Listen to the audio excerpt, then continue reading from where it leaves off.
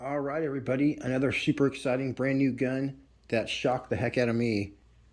They told me they were sending me a compact Scout, but I wasn't prepared for just how compact it was. Due to the bullpup design of the Skout Epoch, this Epoch compact version right here has nothing but an LDC sticking out the front of it with a full 17-inch barrel. So barrel length has nothing to do with accuracy in the world of air guns. Oh, what? Barrel length is added for more power, basically. But we all know that Scouts have all the power that anyone would need. Today we're going to test this 22 caliber Skout Epoch compact version. I'll show you everything you get with this bad boy. Now let's get this party started with some shooting. All right, I got it spot on 4,500 PSI. So we actually don't need any of these except these two, and these are the JSB Monster redesigns, and more specifically, the JSB redesigned Deep Skirt 25.39 grains and the Dead Center 22.07 grains are the best shooting pellets out of this SKOUT Airguns Lothar Walther barrel that's available in Evo, Epoch, all their guns. Well, darn it, you guys, I thought I could pull this off during the morning when it's calm. We are at a very special, it's just going to keep saying 10. Well, rangefinders don't work in the fog, but that is 37 yards away, and I know because it's the same place from the Avenge X tactical video. I haven't moved the target, so 37 yards away, and I'm using my Vector Optics Continental. It's too bad my chronograph doesn't work in the fog. It's literally like 5 feet in front of my gun. Right here was first of my about 20 shots or so where I was just sighting in and warming up. By the way, that AEA compressor really does work awesome. It pumps these tanks up way faster than my Brown compressor, which struggles to get them to 4,500 PSI. This AEA does whatever you want it to do, and it does it fast. All right, you guys, I had a few practice groups. Now we're going to do it for real. Man, this should not be official because I really can't see these very good. Fire timer on. The 25.39 grain.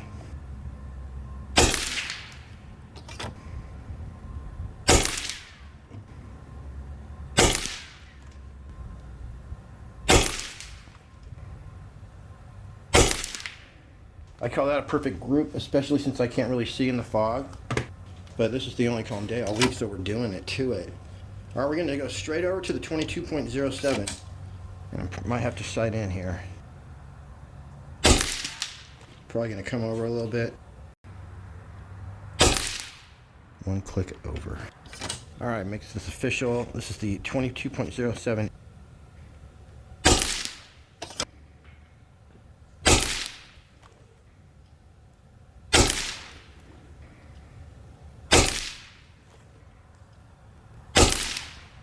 That's a couple perfect groups, and I'm going to stop it there because it's really not scientific to do groups like that in the fog.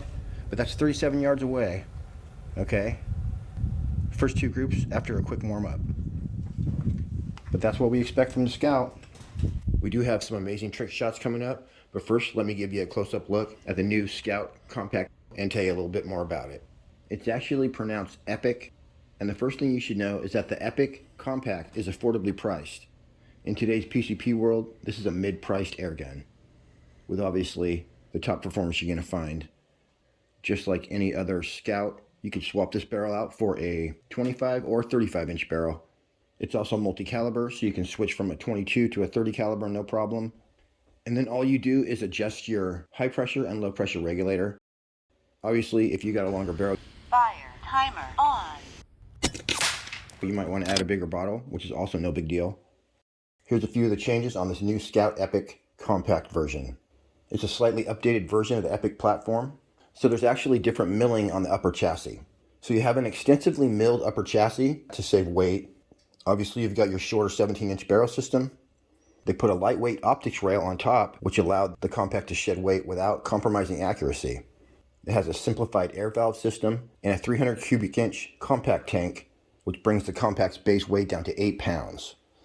So you guys, that's about 2.5 pounds less than a full-size Epic. It has a 28.5 inch total length, and it includes a lightweight storage case. Plus, you guys, you get all these tools and all sorts of cool stuff with it, including Every Skout Airguns comes with this trick-ass Allen key set, and this gun is designed so that anything that can go wrong can be changed out easily by the user. Plus, Skout has like the best tech support. You just call them up and they'll talk to you, tell you whatever you need to know. Just a real quick rundown of how this gun works.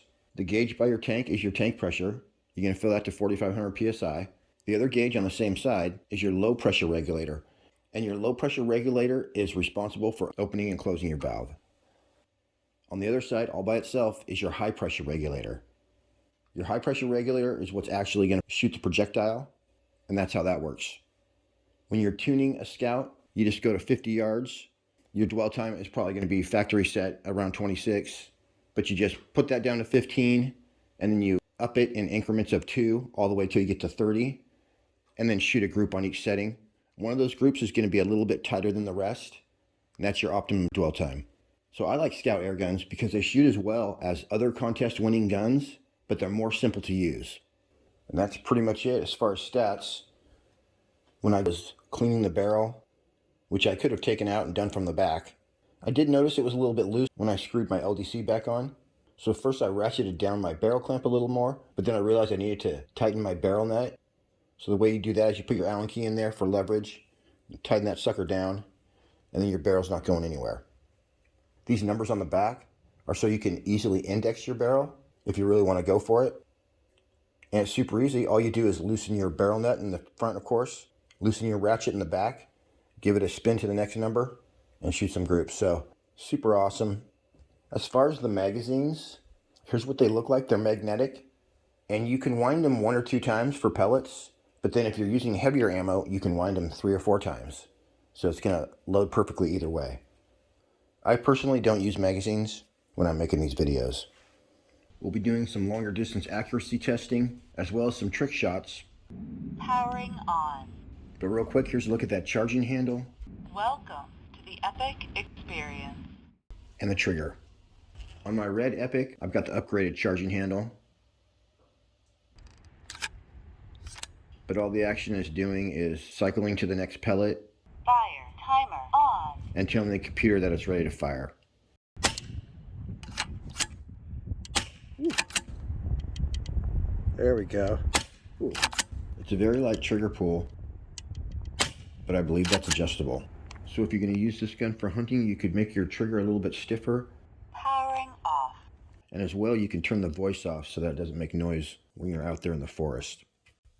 And any of you who have doubts about adding electronics to a gun, the first point is that the lithium-ion battery makes the battery a non-issue.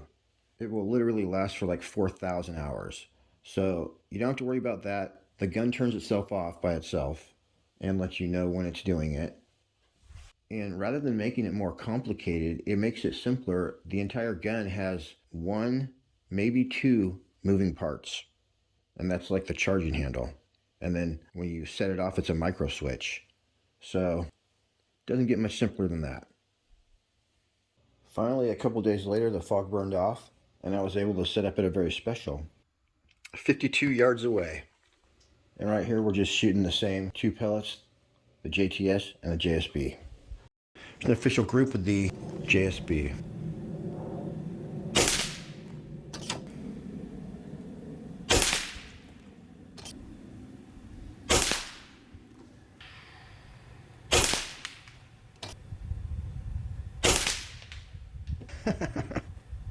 Well, the bullseye's gone.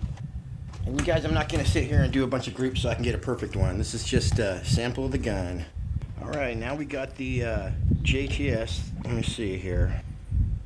I'm going to have a different point of impact. Maybe not. We'll go with that.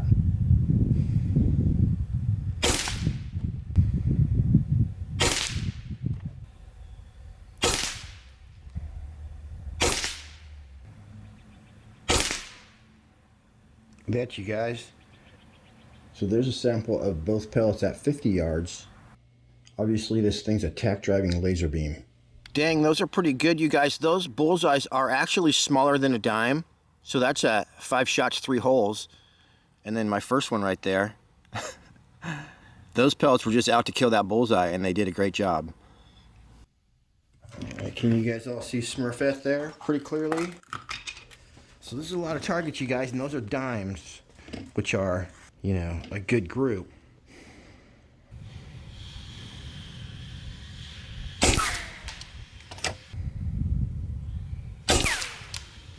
You guys see this stuff?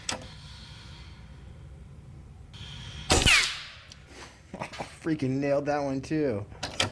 All right, I actually want to go fix my camera. Oh, that was a good one. I want to make sure that it's recording.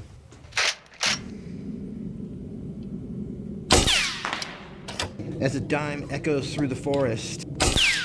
Oh man, you guys, we shot the middle right out of that thing.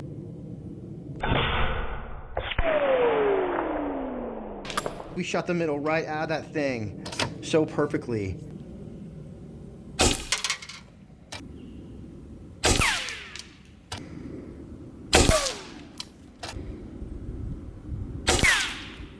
I'm shooting fast too.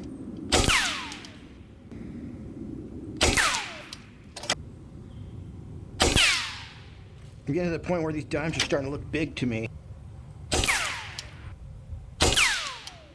Like, I'm not even being careful anymore, you guys. I'm just shooting.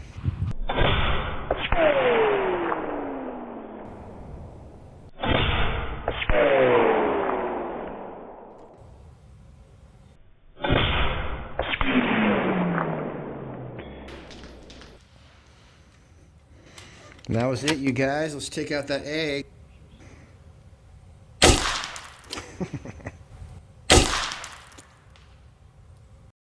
Now right here, I'm nailing eggs at 100 yards and silhouette targets as well.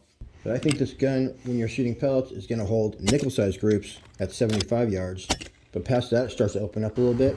If you want to shoot past 75 yards, you need to turn the power up and shoot some slugs.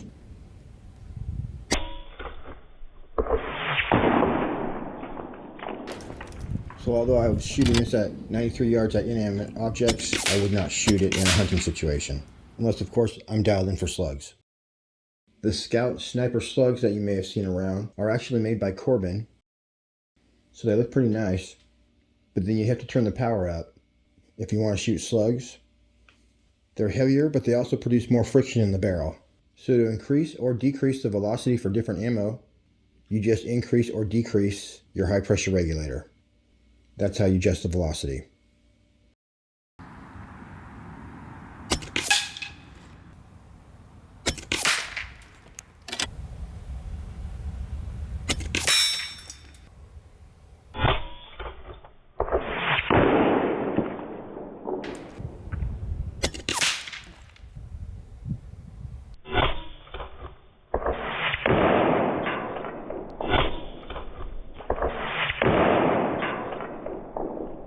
So my groups at 100 yards with the JTS basically look like this.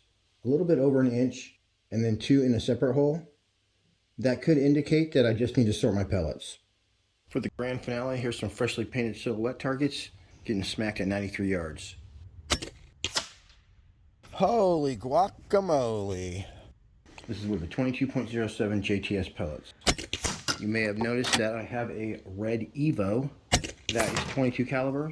And then I have my Epic, which is now going to be a dedicated 30.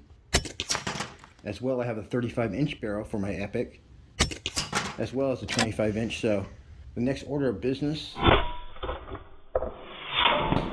is hitting some cans at 200 yards, like I saw in Backyard Airguns. So I'm just going to keep making Skout videos because I have now an Evo and the Epic. 22 and 30, my 2 favorite calibers. So you can look forward to tons more videos about the Epic, the Evo, and whatever else they come out with next. Alright everybody, I appreciate you tuning in. Until next week, happy shooting. We'll see you on the next one.